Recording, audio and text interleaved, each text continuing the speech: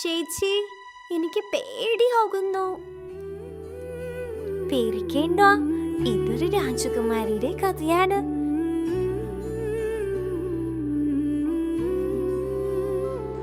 പണ്ട് പണ്ട് മയൂരദേശം എന്ന രാജ്യത്ത് ഒരു രാജാവും രാജ്ഞിയും അവരുടെ സുന്ദരിയായ മകൾ മയൂരിയും ജീവിച്ചിരുന്നു.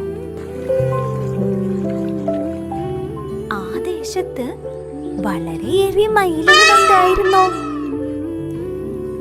രാജകുമാരിയായ മയൂരിക്കും മയിലുകളെ ഒത്തിരി ഇഷ്ടമായിരുന്നു.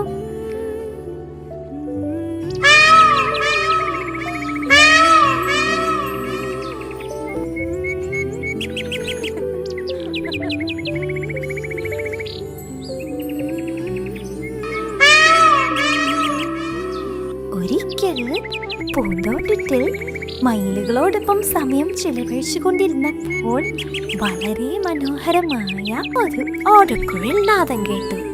എവിടെ നിന്നാണത് വരുന്നത്? അവൾ ചുറ്റും നോക്കി.